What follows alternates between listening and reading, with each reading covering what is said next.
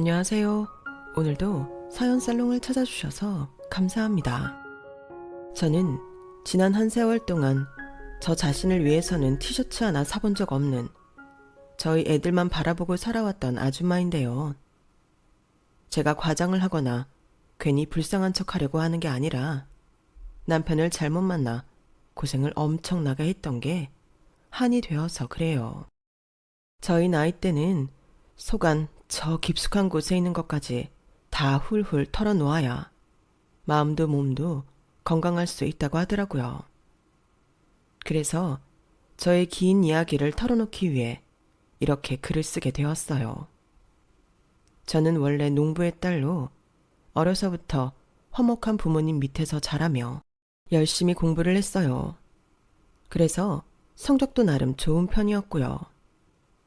농촌에서 서울로 대학을 진학하는 일은 마을에서도 상위권 성적을 가진 학생들이나 가능했는데 제가 바로 그중 한 명이었답니다. 서울에 있는 대학에 다니며 자취를 시작한 저는 점차 그곳에서 친구도 사귀고 직장도 구해 완연한 서울 사람이 다 되었던 것이었죠. 하지만 아이러니하게도 남편을 처음 만났던 건 서울이 아니었어요.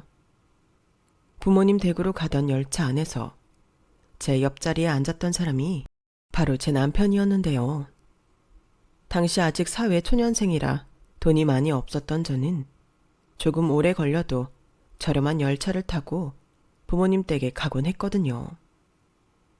무전 여행 중이었던 남편은 제가 읽던 책에 관심을 가지며 먼저 말을 걸어왔죠. 이 작가 좋아하세요? 저는 이 작가가 쓴 책 되게 좋아해서 지금까지 나온 책 다 읽었는데. 아, 네. 저는 처음이에요. 정말요? 처음인데 읽을만 한가요? 네. 재밌게 읽고는 있었어요. 남편은 한동안 그 책을 쓴 작가에 대한 이야기를 하다가 또 자신이 여행 중에 거쳐온 곳들에 대해 이야기를 했어요. 분위기가 밝고 위험한 사람 같아 보이지는 않았기에 저도 점점 편하게 대화를 나누게 되었죠. 그때 처음 본 남편은 정말 착하고 건실한 사람 같아 보였어요. 처음 본 사람하고도 스스럼 없이 이야기를 나누는 모습도 멋져 보였고 대화를 할 때도 서글서글한 면이 보였거든요. 혼자서 배낭 하나만 메고 무전 여행을 하는 모습도 당차 보였고요. 그날 남편에 대한 이야기를 많이 들을 수 있었는데 이야기를 들을수록 포부가 큰 사람이라는 것도 느낄 수 있었답니다. 저희 아버지가 사실은 굉장히 성공한 사업가셨거든요. 그래서 저도 언젠간 아버지를 본받아서 제 사업체를 꾸려보고 싶어요. 그러면 지금 창업 준비하고 계신 거예요? 아니요. 일단 지금은 땡땡기업 개발팀에서 일하고 있어요. 땡땡기업이면 대기업이잖아요. 대단하시네요. 아니에요. 대단한 것까진 아니지만 그래도 여기서 일하면서 많은 걸 배우고 있어요. 나중에 제가 사업할 때를 생각하면서 뭐든 배우려고 일하다 보니 확실히 보람차긴 해요. 저한테는 작은 것 하나도 의미가 깊고 흥미로우니까요. 저는 시간 가는 줄 모르고 남편과 이런 대화를 나눴고 정말 즐거운 시간이었어요. 그리고 그건 남편도 마찬가지였던 것 같아요.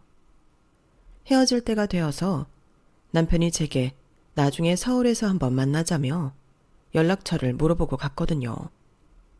솔직히 연락처를 주긴 했지만 한동안 연락이 없어서 그럼 그렇지 싶었어요. 우연히 한 번 본 사이에 만남을 이어간다는 게 영화에서나 일어날 법한 일이잖아요. 하지만 2달 정도 지난 후에 남편은 제게 여행이 끝났다며 연락을 해왔죠. 그 이후로도 2번, 3번 더 만남을 이어가다가 저희는 연인으로 발전하게 되었답니다. 솔직하게 말씀드리자면 저는 처음에는 남편이 재벌 2세라도 되는 줄 알았어요. 저는 명품이나 비싼 옷 같은 건 볼 줄 모르지만 남편이 만날 때마다 아버지 얘기를 했는데 듣고 있노라면 엄청난 창업 신화를 이루신 것 같았거든요. 그래서 처음에는 괜히 부담스럽기도 했죠. 하지만 나중에 제가 이런 생각을 가지고 있었다는 걸 들은 남편은 푸하하 웃으면서 그 정도 부자는 아니라고 했어요. 아버지가 아직 살아계셨다면 모르지만 먼저 가시고 난 뒤에는 나름 평범하게 살고 있다고요. 시아버지는 돌아가시기 전 그간 일궈오셨던 사업체를 매각하셨고 그로 인해 엄청난 이윤을 남기셨다고 합니다. 그리고 그 재산을 고스란히 시어머니와 남편이 물려받은 것이고요.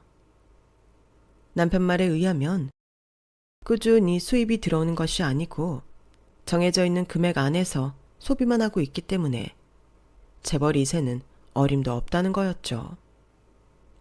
실제로 저희가 결혼을 약속하고 시댁에 인사드리러 갔을 때도 생각보다 집안이 화려하지는 않았어요. 괜히 아침 드라마에 나올 법한 장면을 겪게 될까봐 무서웠는데 오히려 마음이 놓이더군요. 한 가지 신기했던 건 남편이 그렇게 사업을 하고 싶어 하는데 시아버지의 사업체를 물려받지 않았다는 겁니다. 그래서 결혼 준비하다가 한번 물어본 적이 있었어요. 근데 보통 창업주들은 직계 가족한테 사업체를 물려주지 않아? 당신이 다른 일을 하고 싶어 했다면 모를까? 당신도 사업을 하고 싶어 하는데 왜 아버님 사업을 물려받지 않았어? 아버지는 사실 나한테 사업하지 말라고 하셨거든. 당신이 이미 큰 돈 벌어다 줬으니 그걸로만 만족하라고 하셨어. 내가 지금 다니고 있는 회사도 좋은 회사라면서 거기서 좋은 마음으로 일하라고. 그래? 신기하네. 왜 당신한텐 사업을 하지 말라고 하셨지? 몰라. 너무 힘들다고 생각하셔서 그랬나? 자세한 이유는 남편도 알지 못하는 듯 했죠. 하지만 저는 그때 그냥 그런가 보다 하고 대수롭지 않게 생각해버렸어요. 나중에 이걸 놓치고 그냥 결혼하게 된 것을 엄청나게 후회하게 될 줄도 모르고 말이에요. 처음에는 그저 남편을 잘 만났다고만 생각했던 것이 처음 시어머니께 인사를 드리러 갔을 때의 기억 때문이었는데요. 아무래도 상대적으로 조금 경제력이 낮은 제가 결혼을 한다고 하면 시어머니가 저를 마음에 들어하지 않으실 것 같았거든요. 그런데 시어머니는 저를 환하게 웃으며 맞이해 주시는 거였어요. 어머, 네가 우리 일권이 여자친구구나. 아, 이제 일권이 아내지? 안녕하세요, 어머님. 뭘 벌써 아내야. 아직은 편하게 불러도 돼, 엄마. 어서 들어와. 참 예쁘기도 하다. 시어머니는 집안 곳곳을 구경시켜 주셨는데 집이 굉장히 잘 지은 고급진 저택이더군요. 또 시어머니가 절 반기시며 진수성찬을 차려주셔서 맛있게 먹었답니다. 그런데 생각보다 살림이나 음식이 보통 사람들과 크게 다르지는 않았어요. 진수성찬이긴 했지만 시골 부모님 댁에 갔을 때 차려주시는 그런 친숙한 상이었죠. 엄청나게 비싼 음식이 나오면 오히려 제대로 먹지도 못했을 거라서 다행이었어요. 얘기를 나누다 보니 남편과 마찬가지로 시어머니 역시 돌아가신 시아버지를 엄청나게 자랑스러워 하신다는 걸 알 수 있었죠. 집안 소개를 해주실 때나 남편의 직장 이야기를 할 때나 무슨 얘기를 해도 시아버지 얘기를 꼭 꺼내셨거든요. 저도 듣고 있다 보니 아무 연고도 없이 큰 사업을 일구신 게 참 대단한 분 같았죠. 어쨌든 그렇게 시댁에서 좋은 시간을 보내고 저희 부모님께 인사를 드리러 갔을 때도 참 좋은 시간을 보내고 왔어요. 양가 모두 저희의 결혼을 진심으로 축하해 주셨죠. 저희는 모두의 축복 속에서 결혼식을 올렸고 신혼 때는 정말 행복하게 지냈답니다. 1년이 지난 뒤에는 예쁜 딸도 낳았고 바로 그 다음 해에는 잘생긴 아들까지 낳았어요. 지나고 보니 아무것도 모르고 행복했던 그때가 아이러니하게도 제 인생에서 가장 밝게 빛났던 순간이었네요.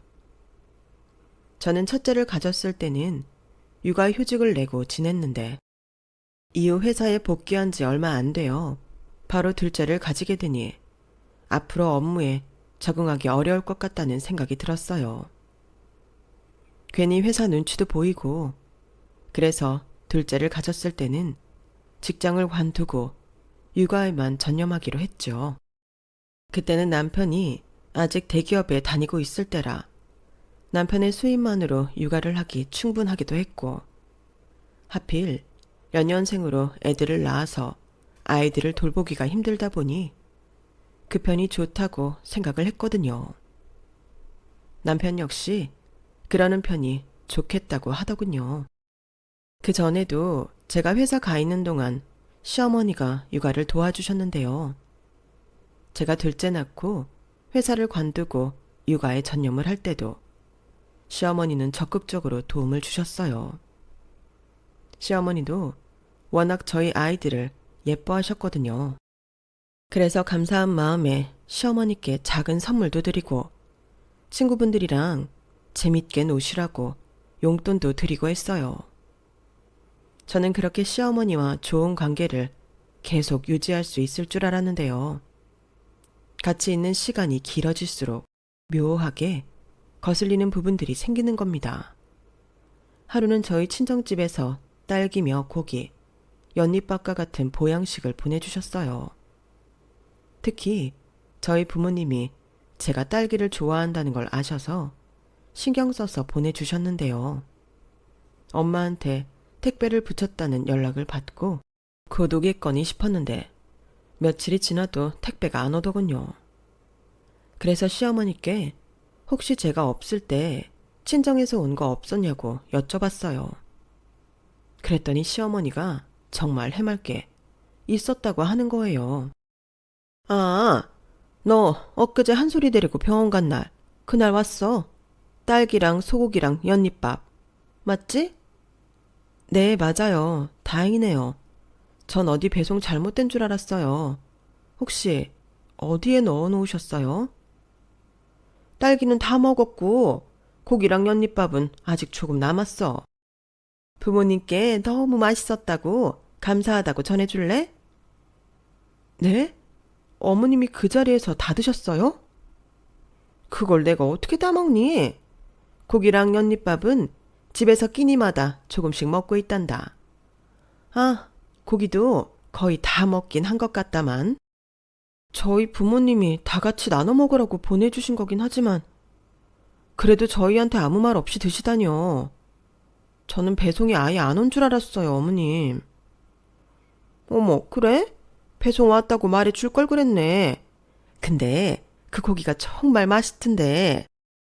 다음에는 양을 좀 더 많이 보내달라고 해다오. 너무 해맑게 얘기하시니까 뭐라고 말도 못하겠더라고요. 같이 나눠 먹자고 하시면 그거야 저도 상관은 없는데 빤히 저희 집으로 온 택배를 보자마자 홀라당 다 까드시고 남은 음식은 저한테 말도 없이 본인 집으로 가져가셨다는 게 좀 어이가 없고 황당했어요. 시어머니가 육아를 많이 도와주시는 건 사실이니 그래, 좋게 좋게 생각하자 하고 넘기려고 해도 너무 이해가 안 가더군요. 시어머니는 마치 모든 음식, 물건이 본인 거라고 생각하시는 것 같았어요. 그렇게 느껴진 계기가 한 번 더 있었죠. 첫째를 먼저 어린이집에 보내고 조금 육아가 편해질 시기였어요. 육아로 할 일이 줄어들었는데도 시어머니는 여전히 저희 집으로 틈만 나면 놀러 오셨어요. 손주도 없는데 오셔서 냉장고에서 간식을 꺼내 먹고 거실 소파에 앉아 TV를 보며 저와 수다를 떨곤 하셨죠. 한두 번도 아니고 하루가 멀다 하고 찾아오시니 저는 쉴 시간도 없어서 몸에 무리가 가기 시작했어요. 그리고 식비가 거의 배로 뛰어버리기도 했고요. 시어머니는 새로 사다 놓은 간식거리가 발견되면 그 자리에서 전부 먹어치우거나 추가로 집에 돌아가시면서 챙겨가시기까지 하셨거든요.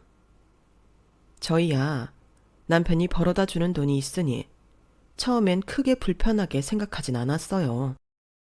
하지만 어느 날 저희 집에 온 시어머니가 갑자기 저희 집 청소기를 가져가겠다고 하시는 거예요. 그것도 집에 오셔서 한참 다른 얘기하며 수다 떠시다가 집에 갈 때 아 맞다 하시면서 자연스럽게요. 내가 깜빡하고 그냥 갈 뻔했네. 안에 들어가서 청소기 좀 다오. 네? 청소기요? 그냥 미는 거랑 로봇 청소기도 같이 줄래? 갑자기 청소기는 왜요? 우리 집 청소기가 다 낡아서 이제 영 시원치가 않거든. 여기 올 때마다 네가 청소하는 모습 보니까 짱짱하고 좋아 보이더라. 나 좀 가져다 주겠니? 어머님, 그러면 저희는 당장 청소기를 쓸 수가 없잖아요. 청소기가 필요하시면 미리 말씀해 주시지 그러셨어요. 그럼 제가 고쳐드리던지 했을 텐데요. 나도 이제 생각이 난 걸 어쩌니? 그런데 청소기 지금 당장 사용할 거니? 아까 낮에 청소기 돌리더만. 일단 우리 집 좀 쓰고 다시 돌려주면 되잖아. 저는 찜찜했지만 쓰고 다시 돌려주신다는 말에 일단 가져다 드렸어요. 그 무거운 걸 시어머니는 가뿐하게 들고는 고맙다며 호호 웃고 가시더군요. 그런데 하루가 지나고 일주일이 지나도 시어머니는 감감무소식이었고 결국 저는 남편에게 이 일을 얘기할 수밖에 없었죠. 여보, 어머님이 저번에 청소기 가져가셨다고 했잖아. 근데 아직까지도 돌려준다는 말씀이 없으시네? 당신이 한번 얘기해봐봐. 내가 얘기 꺼냈다가 괜히 서로 이상해지면 어떡해. 그냥 하나 새로 사. 그거 또 가져오기도 번거롭고 그런데 뭐. 많이 비싼가? 청소기가? 그거 몇십만 원짜린데 로봇 청소기도 같이 가져가셔서 그것까지 다 사려면 훨씬 돈 많이 나가. 어머님은 아이도 없으시고 로봇 청소기 하나만 가져가셔도 청소 편하실 텐데 왜 전부 들고 가셨는지 몰라. 내가 새로 사줄게. 잠깐만 기다려 봐봐. 아니면 당신 말처럼 일반 청소기만 다시 갖다 달라고 해보든지. 그러니까 그걸 당신이 좀 말해보라니까. 원참 알았어. 저의 성화의 남편은 내키지 않은 듯 대강 알았다며 얼버무렸고 결국 몇 날 며칠이 지나도록 청소기는 오지 않았어요. 참다 못해 제가 직접 시어머니께 연락을 드려도 시어머니는 웃으며 곧 가져다 주신다고만 하시고 차일피일 일정을 미루기만 하셨어요. 희한하게 그전에는 그렇게 집에 자주 오시던 시어머니는 청소기를 가져가신 뒤로는 한 번도 저희 집을 찾아오질 않더군요. 저는 아이 둘을 키우며 일일이 손으로 청소를 하다가 결국엔 그냥 청소기를 사고 말았답니다. 그 다음엔 커피포트, 그 다음엔 미니 냉동고, 그 뒤로도 약 1년 동안 저희 집 살림을 하나씩 가져가시는 시어머니를 보고 저는 결국 시어머니랑 제대로 다투게 되었어요. 어머님, 더는 안 돼요. 저희 집에서 뭐 가져가시지 마세요. 뭐가 안 된다는 거니? 저번부터 느꼈는데 너 나한테 너무 야박하게 구는 것 아니니? 너 살림하는 거 보니 별로 쓰지도 않는 것 같던데. 나도 이런 화장대 있으면 훨씬 편할 것 같아서 그런다. 너 아이 키운다고 한 번도 여기 앉아있는 꼴을 못 봤는데 어차피 안 쓰는 거 내가 가져가는 게 뭐가 문제야. 어머님이 있을 때만 정신이 없어서 못 하는 거죠. 아침 저녁으로 저도 씻고 화장품도 발라야 해요. 다 제가 쓰려고 신혼 때 마련해온 건데 한두 개도 아니고 저희 집 세간살이를 이렇게 계속 가져가시면 어떡해요. 아, 너도 정말 애가 쪼잔하고 속이 좁구나. 내가 무작정 가져다 쓰는 것도 아니고 같은 가족끼리 서로 돌려 쓸 수도 있는 거지. 남이 들으면 내가 무슨 도둑이라도 되는 줄 알겠어. 그럼 그렇게 가져가신 것들 중에 하나라도 돌려주신 게 있으세요? 제가 직접 어머님 댁에 가서 가져오려고 해도 항상 이 핑계 저 핑계 대시면서 안 주시잖아요. 아무리 대화를 해도 그저 좋은 게 좋은 거 아니냐며 절 이해 못하는 시어머니와 소통이 잘 될 리가 없었어요. 결국 저는 시어머니와 언성을 높이게 된 이후로 사이가 조금 어색해졌죠.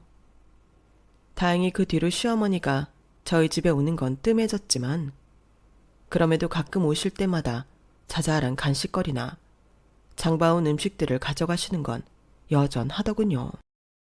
남편도 그닥 관심을 가지지 않고 중재를 하지 않으니 저도 그때부터는 굳이 시어머니께 잘해드리거나 배려해드리지 않았죠. 그런데 시어머니가 잠잠해지자 이번에는 남편이 말썽을 피우더군요. 알고 보니 남편이 집안일에 관심을 가지지 않는 건 다른 일에 정신이 팔려있기 때문이었어요. 시어머니와의 일이 어느 정도 일단락되고 얼마 지나지 않아서 남편은 저에게 진지하게 할 말이 있다더군요. 여보, 내가 생각을 해봤는데 말이야. 내 친구 형철이 알지? 걔랑 작은 사업을 하나 해볼까 해. 그 얘기를 들은 순간 저는 올 것이 왔구나 싶긴 했어요. 워낙 결혼 전부터 사업을 하고 싶어 했던 사람이니까요. 그래? 어떤 사업인데? 요 옆 동네 골목에 정말 괜찮은 자리를 하나 알아봤거든. 거기에 선술집을 하나 차릴까 싶어. 선술집? 뭐 당신이 요리는 괜찮게 하니까 식당도 나쁘진 않겠지만 근데 회사 다니면서 그걸 같이 할 수 있겠어? 애들 조금만 더 크면 하지. 지금은 나도 시간 내서 도와줄 수도 없는데. 아니야. 지금 딱 그 자리에 매물이 나와서 들어가야 돼. 형철이 그놈이 일식집 셰프 경력만 7년이야. 우리 둘이 같이 하니까 괜찮을 거야. 당신이 안 도와줘도 돼. 그렇다면 다행이고. 당신이 도와줬으면 하는 일이 하나 있는데. 뭔데? 그 선술집을 당신 명의로 하면 안 될까? 뭐? 형철이랑 당신이랑 공동 명의로 들어가는 거고 나머지는 내가 다 알아서 할게. 회사에 겸업 금지 조항이 있어서 나 이번에 겸업하는 거 걸리면 정말 큰일 나거든. 한 번만 나 도와주면 안 될까? 남편이 그렇게 노래를 부르던 일이었고 또 그렇게 간절하게 부탁을 하는 건 처음이었던지라 저는 알았다고 남편의 부탁을 들어주었어요. 제가 허락해주자 남편은 정말 뛸 듯이 기뻐하며 저에게 애정 공세를 펼쳤고 저는 그렇게 원하던 일이니 직접 도와주진 못해도 항상 집밥도 든든하게 챙겨주고 친구분과 같이 먹으라고 도시락이며 포도즙 같은 건강식들을 보내주었죠.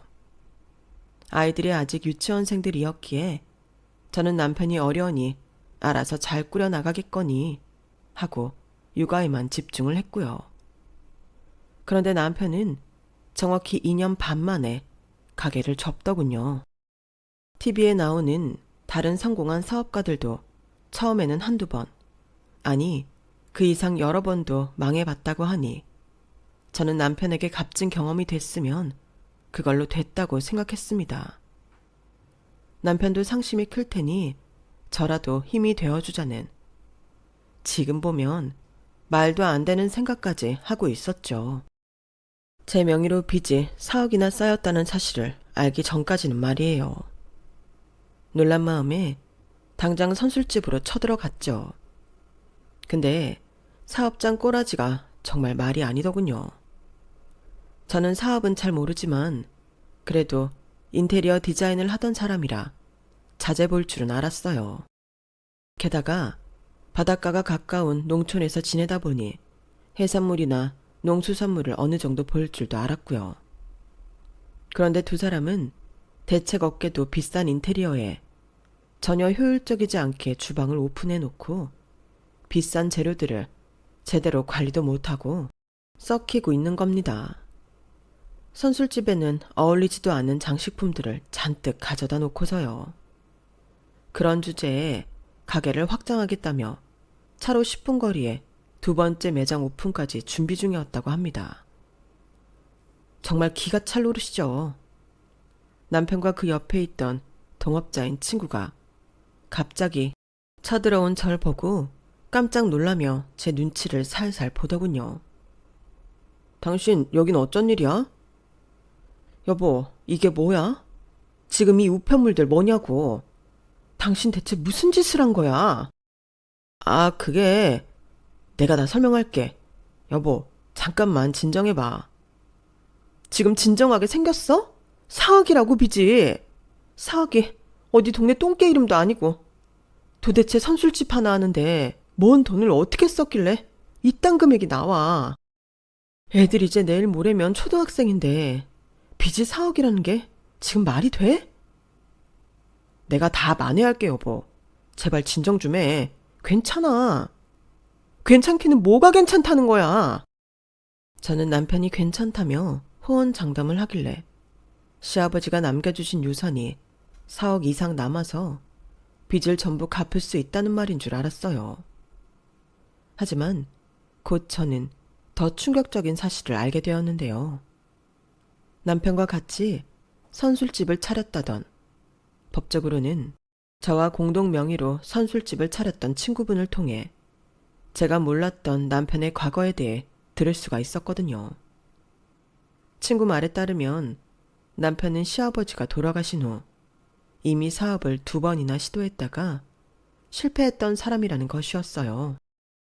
저와 사귀기 전에도 이미 칵테일 바를 차렸다가 망하고 그 이후에는 무슨 식자재 도매 사업을 했다가 망했다더군요. 그 2번의 실패로 이미 시아버지의 유산은 거의 다 바닥이 나버렸고 2번째 사업을 할 때엔 회사에 겸업사실을 들켜 잘려버릴 뻔한 걸 다행히 그 당시가 사업을 접던 시기였어서 겨우 권고조치로 끝났다고 해요. 그래서 이번 선술집을 차릴 때엔 제 명의를 빌린 것이었고요. 저와 처음 만났던 열차 안에서 무전여행 중이라던 남편은 사실 회사의 징계로 정직이 된 상태에서 여행을 하던 중이었던 거였죠. 그 모든 과거 이야기를 듣고 나니 그간 남편이 가진 재산에 비해 겸손하다고 생각했던 제가 바보 천치처럼 느껴졌어요. 그제서야 돌아가신 시아버지가 왜 남편에게 사업을 물려주시지 않았는지, 그냥 다니던 회사 열심히 다니라고 했는지 알겠더군요. 남편은 사업에는 전혀 소질이 없는 그냥 말만 번지르르하게 할 줄 아는 사람이었어요. 게다가 사업병 중증 환자인데다 재산관리도 엉망이었어요. 더 이상 남은 유산이 없어 4억의 빚은 고스란히 저희가 피땀 흘려 갚아야 하는 돈이었으니까요. 생활비는 일정하게 꼬박꼬박 주길래 남편이 재산을 철저하게 관리하는 줄만 알고 있던 저는 눈앞이 깜깜해졌습니다. 제 사정을 들은 주변 사람들은 얼른 이혼을 하라며 성화였죠. 법적으로 시시비비를 가려서 조금 손해보더라도 얼른 손절을 하라고요. 하지만 저는 도저히 제 아이들을 아빠 없이 살게 할 수가 없었어요. 상황이 이러니 만약 이혼을 했다고 하더라도 남편이 양육비나 지급할 수 있을지 의문이었고요. 당장 눈앞의 산부터 치워야겠다는 생각에 저는 남편에게 일단 신혼집부터 팔고 전세나 임대주택을 알아보자고 했어요. 그런데 이 정신나간 양반이 태평한 소리를 하더군요. 아이, 걱정 마. 내가 그래도 땡땡기업 개발팀 과장인데 이거 별거 아니야. 정신 안 차려? 그럴 거면 당신 명의로 대출 땡겨와서 메꾸던가. 당신이 오늘 당장 어디 가서 4억 땡겨올 수 있는 거 아니면 닥쳐. 왜 화를 내고 그래?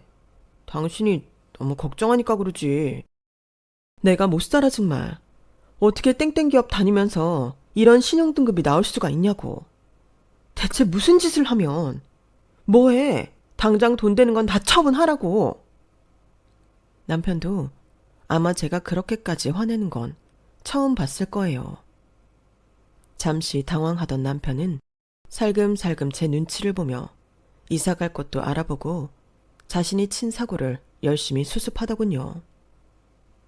그래도 급한 와중에 애들이랑 지내기 괜찮은 전세가 나와 집을 옮기고 당장 2억 8천 정도는 변제할 수가 있었어요.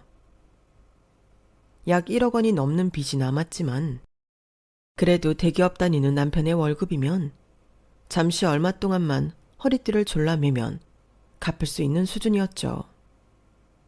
남편 월급이 대부분 다 빚을 갚는 데 들어가고 애들은 무럭무럭 자라고 저는 그때 회사를 관둔 걸 정말 많이 후회했어요.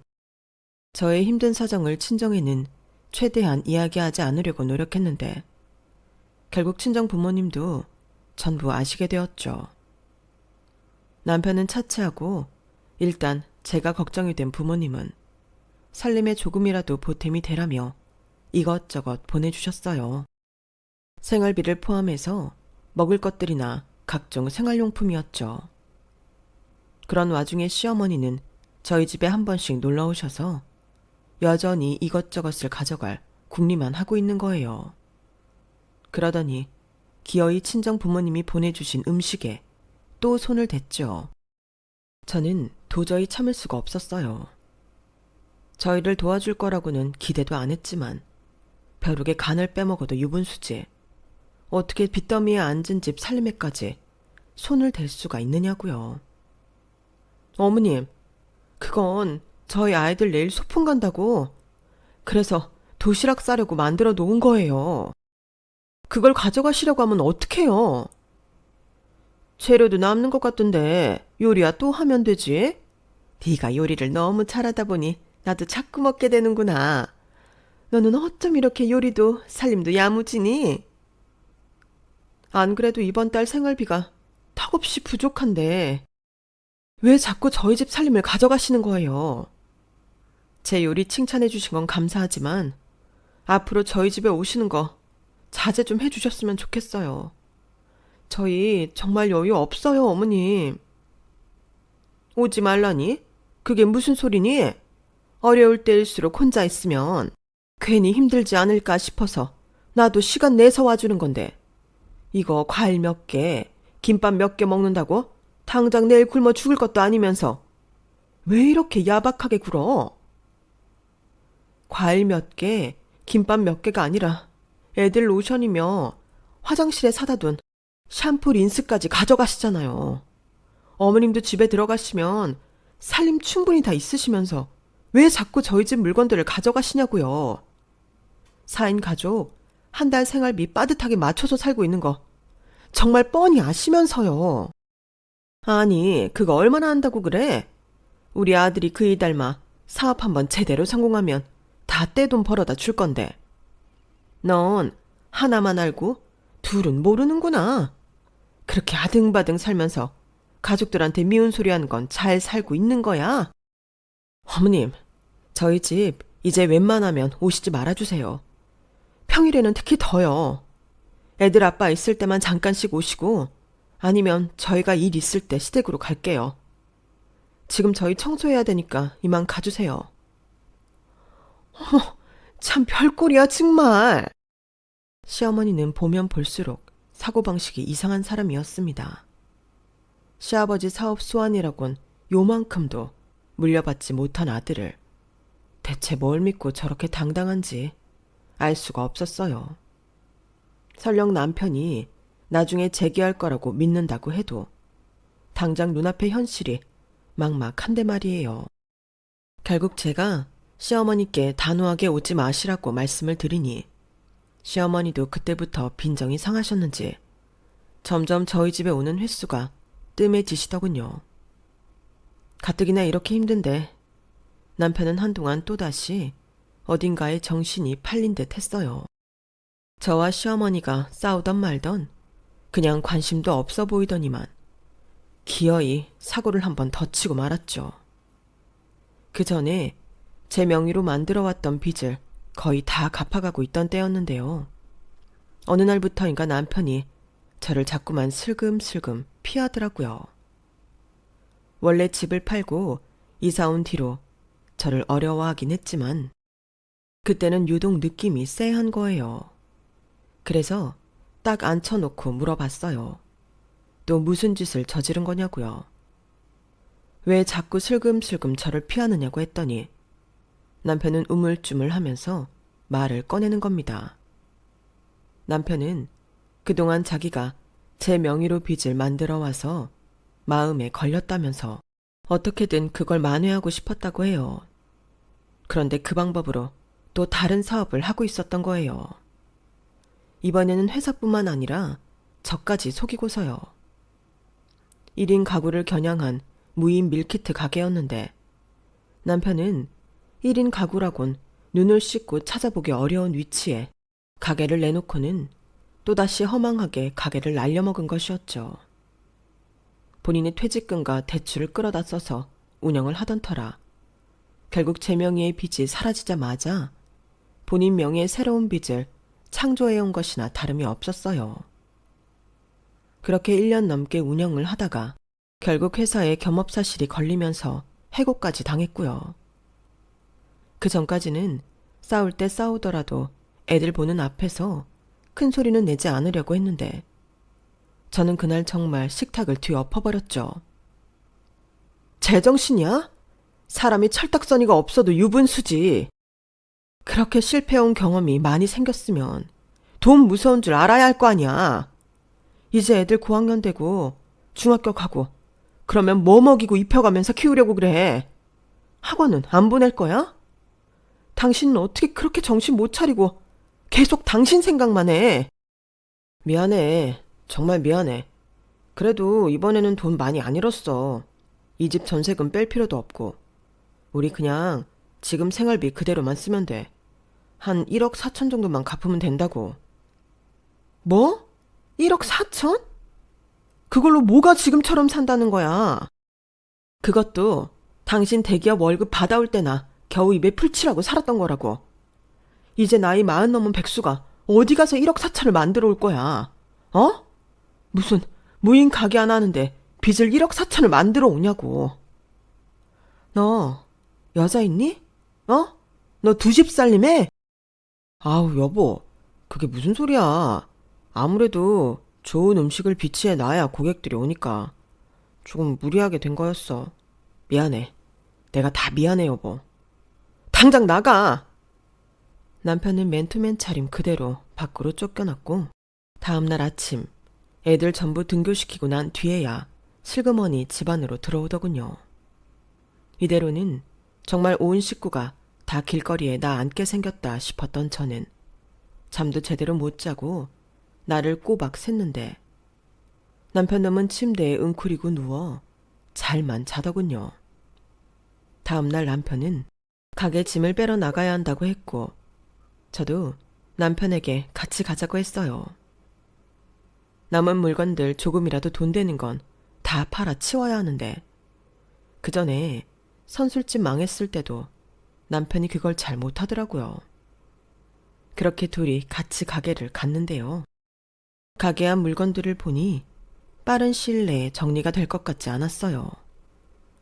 어차피 계약 기간까지는 시간이 9개월이나 남아 있었고 다음 세입자도 들어오지 않았으니 천천히 가게 안 물건을 처분하자는 결론이 났죠. 속이 답답해 괜히 이것저것 정리한답시고 부스럭거리는 남편을 뒤로하고 가게 문턱에 앉아 주변을 멍하니 둘러보던 중이었습니다. 근처에 대부분 오래된 아파트와 주택이 많았고 그래서인지 살림하는 아주머니들이 많이 지나다니는 게 보였죠. 다들 장바구니를 들고 가는 모습을 보다가 그 근처에 가까운 시장이 없다는 게 떠올랐는데 그때 저도 모르게 말도 안 되는 생각을 한 것이었어요. 어차피 가게 자릿세는 계속 나가는데 차라리 여기서 내가 야채 장사를 해보면 어떨까 하는 생각이었어요. 근처에 정육점이나 반찬 가게는 있어도 일상 요리할 때 필요한 기본적인 야채를 구할 곳은 없었거든요. 남은 기간 동안 뭐라도 해야 손해를 덜 보겠다 싶어서 저는 조금 충동적으로 일을 시작했어요. 남편이 가져다 놓은 냉장고 중에 쓸만한 게 있어서 일단은 거기에 신선한 야채를 놓고 다른 건 박스에 담아온 그대로 가게 앞에 내놓고 그렇게 주먹구구식으로 장사를 시작했죠. 아무래도 제가 농촌 출신이기 때문에 신선한 야채를 가져다 놓는 건 쉬웠어요.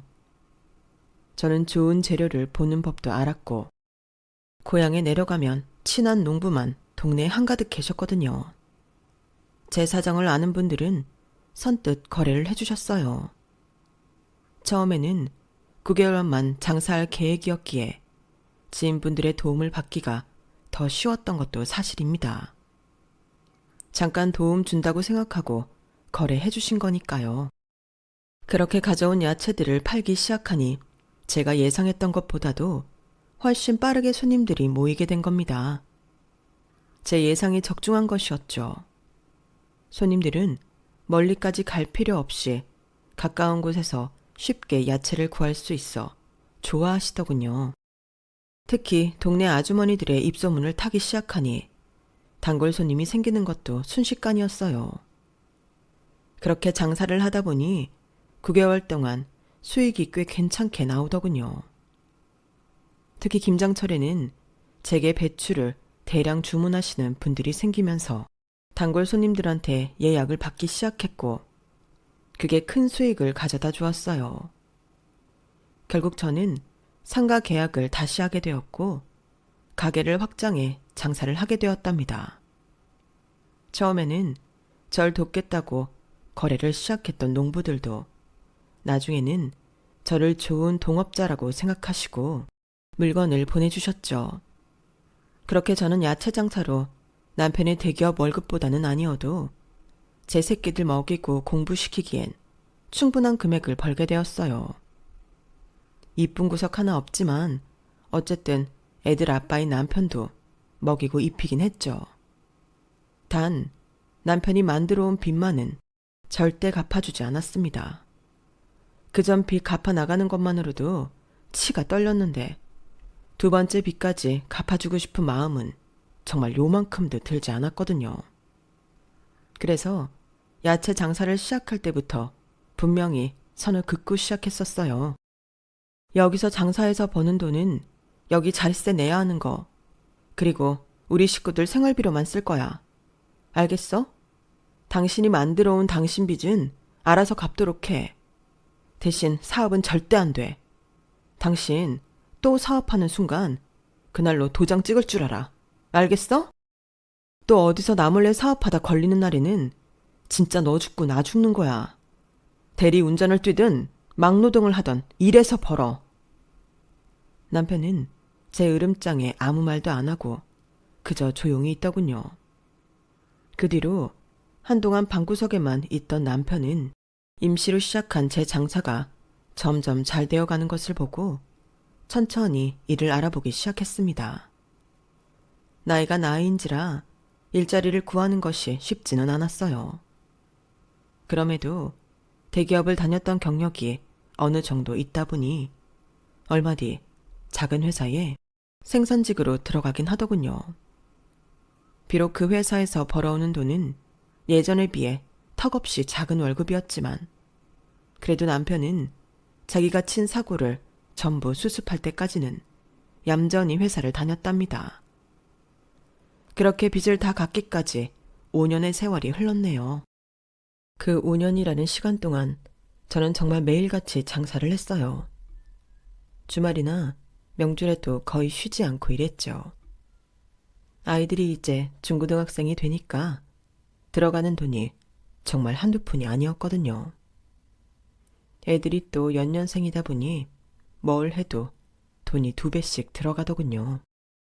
사실상 집안 살림과 애들 교육에 들어가는 모든 돈을 제 돈으로 감당했으니 저는 싱글맘에 가깝다고 해도 과언이 아니었어요. 그만큼 몸이 고된 날들이 이어졌죠. 그래도 5년 만에 남편이 빚 변제를 마쳤을 때는 희망이 언뜻 보이기도 했습니다. 남편이 벌어오는 돈을 이제는 생활비에 보탤 수 있게 됐으니까요. 하지만 그건 제 착각이었더군요.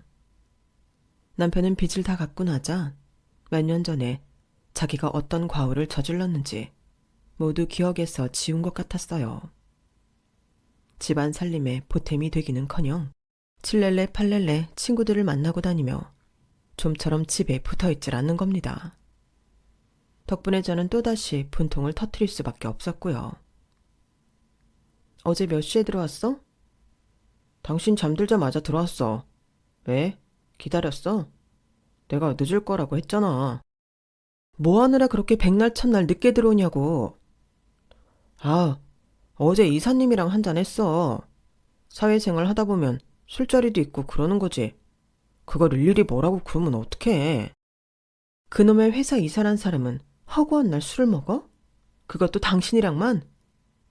그럼 이사님이 날 예뻐하시는 걸 어떡해. 내가 일을 좀 잘하는 것도 아닌데 말이야.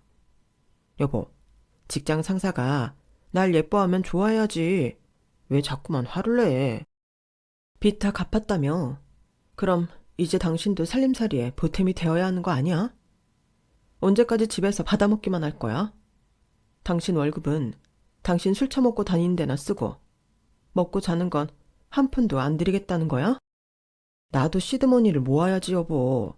성공한 사장님인 당신이랑 나랑 같아? 그리고 남자가 돈이 너무 없으면 밖에 나가서도 면이 안 서요. 어느 정도는 있어 보여야 같이 일하는 사람들도 시끄럽고 월급 다 어땠냐고. 평소처럼 두루뭉술 넘기려던 남편은 저의 계속되는 추궁에 결국 사실을 실토하고 말았는데요. 얘기를 들은 저는 정말 기가 찼습니다. 글쎄 남편이라는 놈이 빚 다 갚자마자 월급을 자기 마음대로 할 수 있다고 생각했는지 어디 듣도 보도 못한 회사들에 주식을 잔뜩 산 거예요. 심지어 빚을 완전히 갚기 전부터 조금씩 돈이 주식에 새고 있었더군요. 그러면서 한다는 소리가 당신이 사업은 하지 말라고 해서 라는 겁니다. 저는 또 한 번 상을 엎을 수밖에 없었죠. 남편은 또다시 미안하다고 빌고 저는 아무리 화를 내도 속이 시원하게 풀리지가 않았어요. 결국 그날 이후로 남편의 월급 통장은 제가 관리하게 되었어요. 저는 남편의 월급에서 딱 반을 잘라 남편의 용돈으로 주었고 나머지 금액으로는 살림에 보탰었어요. 삐쩍 말랐던 아이들한테 그래도 일주일에 한 번씩 먹고 싶어하는 음식도 사주고 하니 애들도 좋아했죠. 남편의 월급은 딱 그 정도였고 저희 형편은 여전히 좋아진 것이 아니었어요. 사는 곳도 처음 신혼집에서 나와 이사했던 그 집 그대로 살고 있었고 새 옷 한 번 사입어본 지가 기억이 안 날 정도로 허리띠를 졸라매고 살았거든요. 그런데도 남편은 빚 다 갚았다고 정신을 못 차리고 다니는 겁니다. 주말이나 명절 때 가족들을 만나면 그렇게 돈을 쓰려고 하는 거였어요. 애들 생일이나 시어머니 생신 때는 돈 100만 원을 아무 생각 없이 쓰더군요. 저라고 가족들한테 좋은 거 해주고 싶지 않아서 안 해주겠어요. 하지만 형편에 알맞게 써야 하잖아요. 애들도 집안 사정을 알아서 선물을 부담스러워 하는데 아빠라는 인간 혼자 철딱서니 없이 그러고 있더라고요. 아, 혼자는 아니었네요. 철딱서니 없는 것만 쏙 빼닮은 시어머니도 마찬가지였어요. 저희 집 사정 뻔히 알면서 그저 비싼 선물 받았다고 좋아라 하더군요. 정작 저희가 빚더미에 허덕일 때는 1원 한 장도 돕질 않았으면서요. 당신 진짜 생각이 있어 없어. 아무리 생일이고 명절이라 그래도 그렇지 매번 그렇게 돈을 펑펑 써댈 거야? 저축이라는 건 안 하니? 당신이 주는 용돈 안에서 하는 거잖아. 이것도 뭐라고 하면 어떡해. 뭐가 용돈 안에서 하는 일이야. 당신이 시어머니한테 괜히 효도관광 얘기 꺼내가지고 200만 원 날아간 건 전부 생활비 모아둔 거에서 나간 거야. 그럼 우리 엄마도 그동안 우리 형편 안 좋아서 아무것도 못 받으셨는데 그 정도는 해드릴 수 있지 않아? 나 땡땡 기업 다닐 때는 늘 이 정도 해드렸었어. 내 돈일 때는 안 아깝고 당신 돈이니 아깝다는 거야. 그때랑 지금이랑 같아? 그리고 내 돈이 어딨어 지금? 내 돈이라고? 눈이 있으면 봐봐. 내가 번 돈 중에 나한테 들어가는 돈이 10,000원 한 장이라도 있는지. 당신 용돈 받았다고 7렐레 8렐레 밖에 나가서 술 처먹고 좋은 거 사입고 돌아다니는 동안 내가 어떻게 살고 있는데. 남편은 그런 저를 보고 답답하다며 시댁으로 가버렸어요. 이번엔 내쫓지도 않았는데 말이에요. 거기서 한 일주일 정도 지내다가 다시 집으로 기어 들어오더군요. 그런데 남편한테서 어떻게 들은 건지 시어머니가 연락을 해오셔서 말 같지도 않은 소리를 하는 겁니다. 얘, 너 정말 너무한 거 아니니? 어쩜 그렇게 표독스럽게 돈만 밝힐 수 있니? 내가 너무 무서워서 너희 집에 발끓은 지가 벌써 몇 년인데. 그런데도 뭐가 그렇게 아까워서 나한테 돈 좀 들어가면 벌벌 떠는 거야? 처음엔 안 그러더니 어쩜 이렇게 못나지니? 뭐라고요? 어머님, 지금 상황 파악이 안 되시는 모양인데요. 지금 저희 집 상황이 좋아진 게 아니에요. 어머님이야말로 남편이 저지른 짓 때문에 한창 힘들 때 1원 한 장이라도 보태주신 거 있으세요? 하다못해 밥이라도 한 끼 해주신 적이 있어요? 어떻게 저희 사정은 하나도 고려 안 하시고 받아먹으려고만 하세요. 뭐? 어떻게 네 시애미한테 그렇게 못되게 말을 할 수가 있니? 우리 아들이 엄마 생각해서 용돈 좀 쓰겠다는데 그게 그렇게 욕먹을 일이야? 너 처음 시집 왔을 때 생각해봐라. 우리는 너한테 더 많이 해줬었어. 제발 정신 차리세요 좀. 진짜 지긋지긋하네요. 그때랑 지금이랑 상황이 같냐고요. 어머님, 더 이상 부자 아니세요. 어머님 아들도 마찬가지고요. 모아놓은 재산 하나도 없는 알거지나 다름이 없어요. 그간 애 키우는데 돈 한 푼 보탠 적 없는 양반이라고요. 도대체 언제적 얘기를 꺼내시는 거예요? 저는 더 이상 두 사람한테 할 말 없어요. 앞으로 남편이 자기 용돈으로 뭐 해주겠다고 하는 건 그래요, 안 말릴게요. 그렇지만 제 돈은 못 드리겠네요.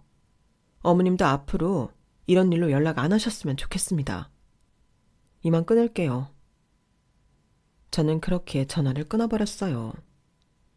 버릇없다고 욕을 하던 말든 신경도 쓰이지 않았어요. 진작 이혼을 했어야 하나 싶기도 하다가도 수백 번 다시 생각해도 아이들을 생각하면 그럴 수가 없었죠. 요즘에야 자기 행복 찾는 걸 1순위로 여긴다지만 저희 땀은 해도 애 엄마가 이혼을 한다는 건 결코 쉬운 결정이 아니었어요. 제가 속에서 어떤 생각들을 하며 참는 줄도 모르고 철없는 시어머니와 남편은 저에게 삐진 티를 냈고 저는 그러거나 말거나 그저 묵묵히 야채를 팔며 허리띠를 졸라매고 살았습니다. 그때 이후로 시어머니는 연락도 안 하고 지냈어요. 특히나 애들이 둘 다 고등학교를 졸업하고 나자 명절 때도 굳이 만날 일이 없어졌죠. 아이들도 원치 않았고요. 시어머니와 사이가 심하게 안 좋아진 저는 남편과도 거의 말을 안 하며 지냈답니다.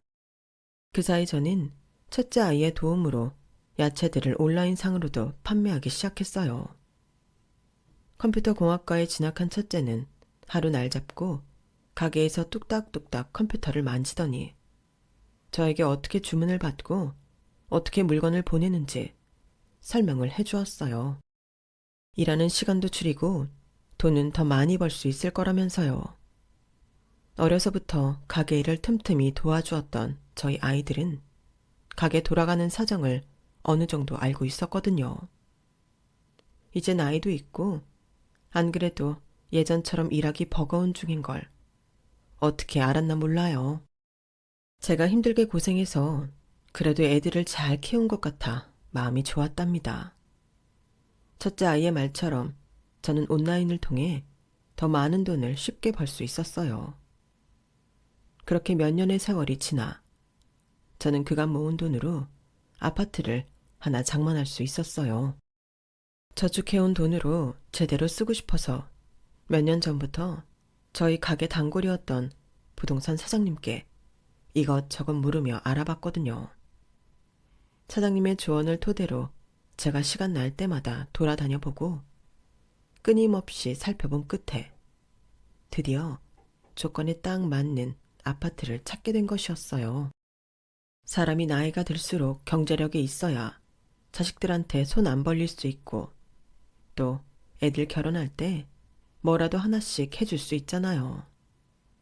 그래서 정말 악착같이 한 푼 두 푼 모았던 것이었죠. 제 명의의 아파트가 생기니 마음이 편안해지더군요. 아이들이 학생일 때 진작 이렇게 됐다면 더 좋았겠지만 그래도 이제는 아이들 학자금 대출 갚는 것도 제가 많이 보태줄 수 있게 되었으니 그것만으로도 뿌듯했어요. 세어보니 햇수로는 12년 만에 다시 남의 집이 아닌 자가에 살게 된 것이었는데요. 그간 힘들었던 세월이 전부 보상받는 것 같았죠.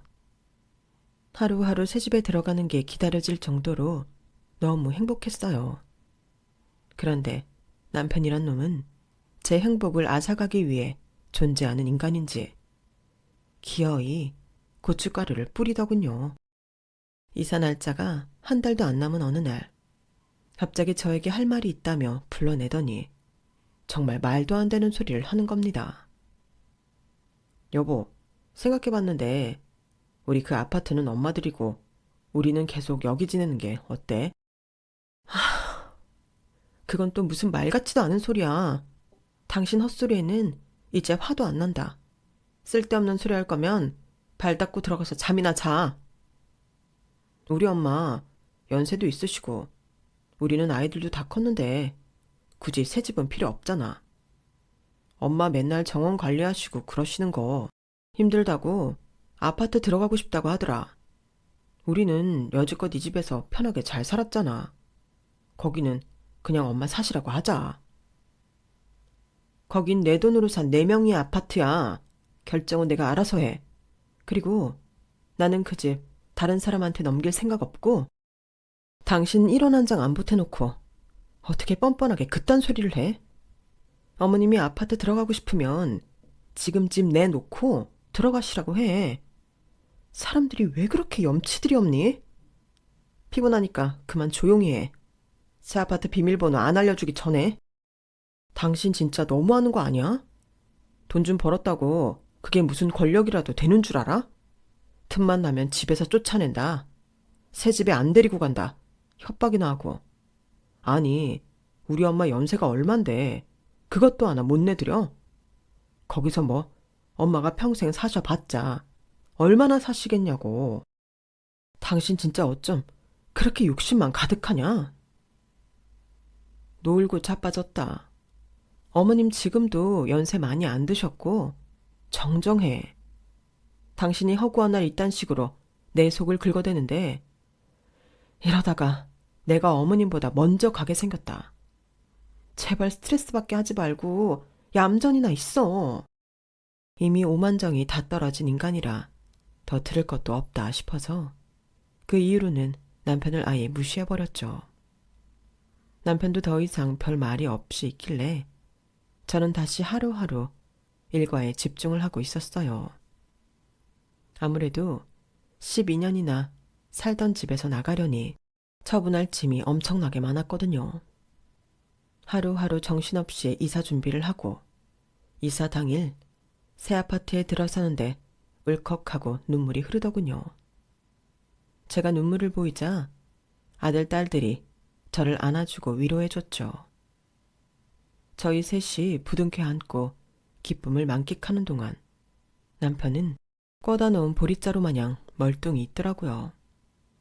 당최 그 머릿속에 무슨 생각이 있길래 혼자 정신이 딴 데 팔렸나 싶었는데 바로 그 다음 날 알 수 있었답니다. 다음 날 제가 가게를 정리하고 새 집으로 들어왔을 때였어요. 집에 들어오니 현관에 모르는 신발이 하나 있더군요. 어리둥절한 채로 집 안에 들어가니 뭔가 분위기가 이상한 겁니다. 저는 외투도 벗지 않고 손에 든 장바구니도 놓지 않고 집 안을 살펴봤어요. 아이들도 방에 없고 안방으로 가보니 시어머니가 와 계신 겁니다. 연락도 안 하고 살다가 갑자기 제 집 안방에 떡하니 있는 시어머니를 보니 이게 무슨 일인가 싶었죠. 어머님, 무슨 일이세요? 이 밤중에? 퇴근이 늦구나. 무슨 일이냐니? 여기에 내가 있는 게 이상하냐? 네, 이상하죠. 거의 뭐 몇 년 동안이나 연락도 안 하고 지내다가 갑자기 이렇게 연락도 없이 찾아오시니까요. 남편이랑 같이 오신 거예요? 일권이가 들어와 있으라고 하더구나. 일권이 말대로 안방이 크고 좋으니 난 여기서 지내도록 하마. 내 짐은 별로 많지는 않아. 나는 뭐 잔뜩 들여놓는 거 별로 안 좋아하니. 네 짐들도 어서 빼거라. 이번 주 내에는 정리 마칠 수 있겠지? 전혀 이해되지 않는 소리를 해대는 시어머니를 보니 어이가 없었어요. 무슨 말 같지도 않은 소리를 하세요. 여긴 제 안방이에요. 이 집도 제 돈으로 산 제 명의 아파트고요. 어머님이 어떻게 비밀번호를 누르고 들어오셨는지는 모르겠지만 당장 나가주세요. 허락 없이 저희 집 오시는 거 앞으로는 자제해 주시고요. 불쾌합니다. 우리 아들이 들어오라고 한 거다. 우리 아들은 이 집 사람 아니니?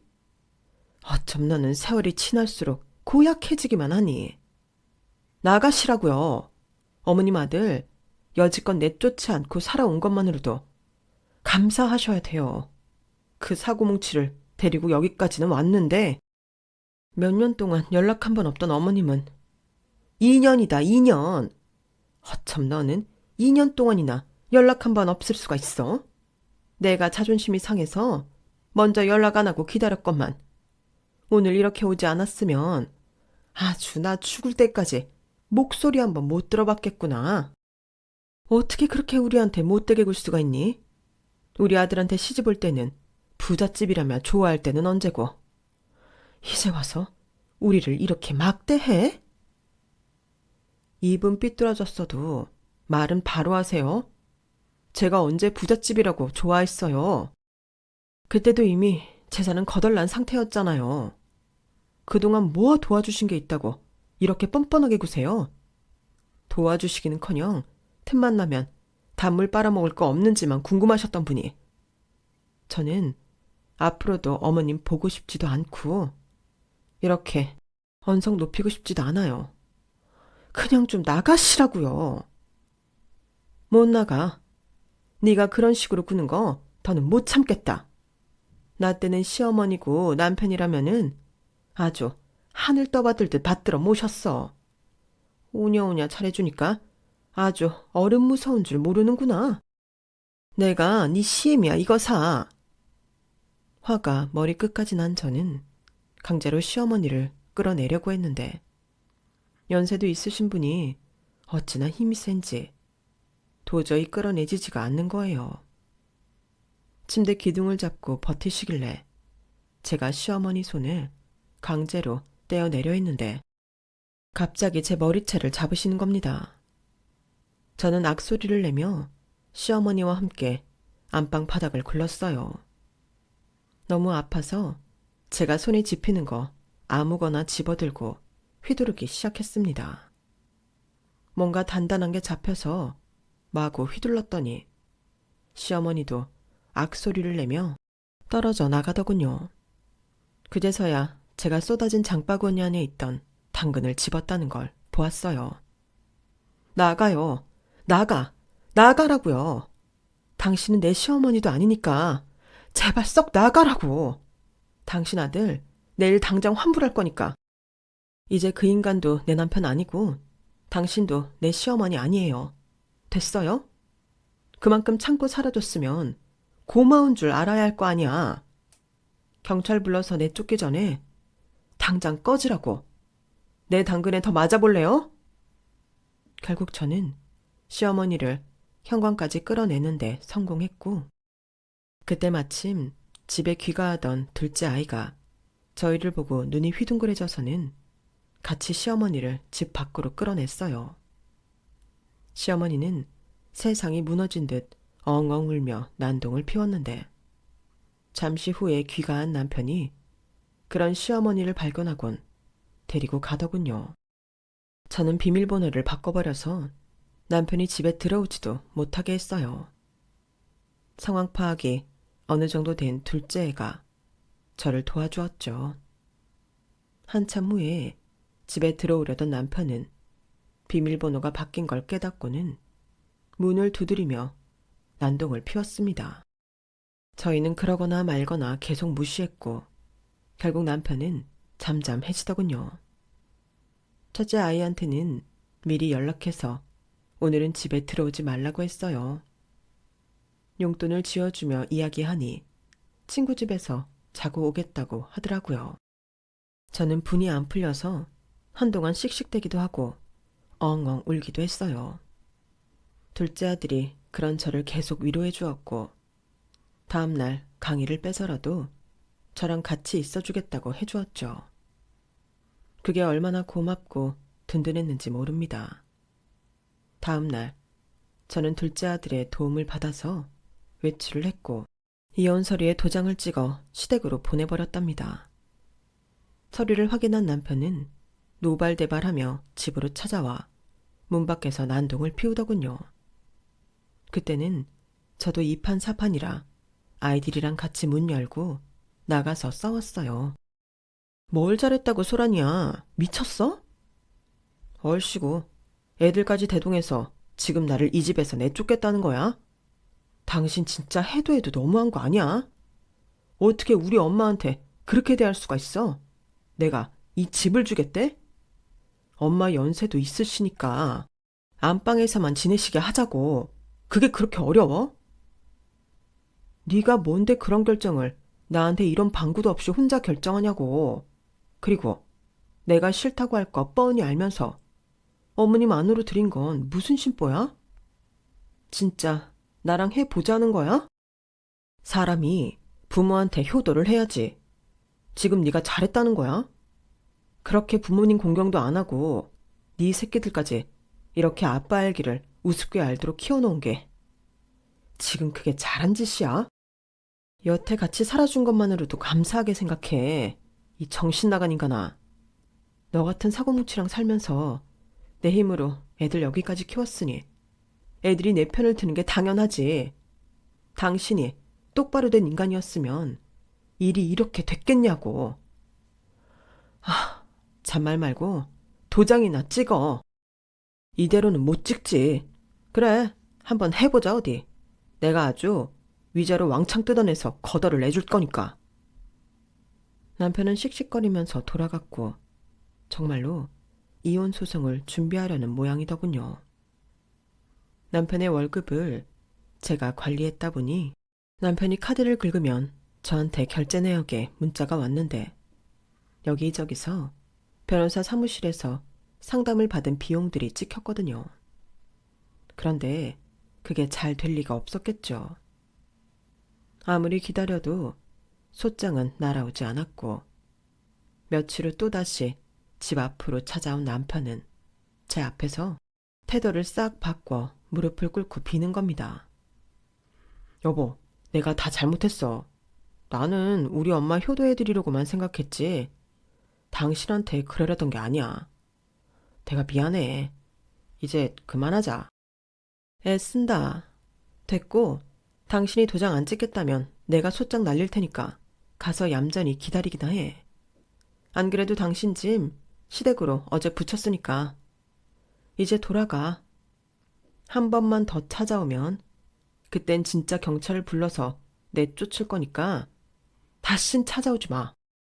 아니 잠깐만. 여보, 우리 잠깐만 어디 가서 얘기 좀. 여보. 그때 이후로 저는 남편을 다시는 상대하지 않았어요. 아이들도 집 앞에 있는 아빠를 무시하고 그냥 들어오더군요. 기껏 애들 생각해서 참고 살았는데 오히려 남편의 추한 말로를 애들이 보게 된 게 더 안 좋은 선택이 된 것 같아 마음이 안 좋았어요. 남편은 며칠 더 집 앞으로 쳐다오다가 결국 크게 힘 한번 써보지 못하고 얌전히 이혼당했답니다. 지금은 시댁에서 시어머니랑 둘이 살고 있는 것 같더군요. 이혼한 뒤로 몇 년이나 흘러서 그 이상 그 둘이 뭐하고 사는지 몰라요. 아마 정신 못 차리고 가진 돈도 탕진하면서 살겠죠 뭐. 아이들은 그 모든 과정에서 항상 제 편을 들어주었고 제게 참 많은 힘이 되어줬어요. 우리 애들은 보면 그나마 제 지난 세월이 헛되지 않았다는 게 느껴져요. 참 감사한 일이죠. 부모가 그렇게 사이가 안 좋았고 형편도 좋지 않았음에도 저희 아이들은 둘 다 자기 살 길을 착실하게 찾아갔고 돈도 잘 벌면서 지내고 있답니다. 이혼 후 한동안 집에서 셋이 지내다가 얼마 전 둘째 아들이 회사 근처에서 자취를 시작했어요. 지금은 첫째 딸과 둘만 지내고 있는데 저희는 세상에서 가장 친한 친구 사이로 지내고 있죠. 저는 남편과 이혼한 뒤로 날로 인생이 펴지고 있답니다. 아이들이 다 제 앞가림을 잘 하니 저도 그간 제가 못 누려본 제 인생을 살아가고 있어요. 저녁에는 신나게 줌바 댄스도 배우고 지난해에는 저희 딸과 태국 여행도 다녀왔죠. 비 온 뒤 맑은 날처럼 제 인생의 가장 걸림돌이 되던 사람들을 치워버리고 나니 제 인생은 행복한 날들만 가득한 것 같아요. 저의 기나긴 이야기를 들어주신 분들 정말 감사드립니다. 여러분의 하루하루도 항상 행복이 가득하길 바랄게요. 여러분, 사연 댓글에 응원과 현명한 조언 부탁드려요. 좋아요와 구독은 저에게 큰 힘이 됩니다. 오늘도 좋은 일 가득하세요.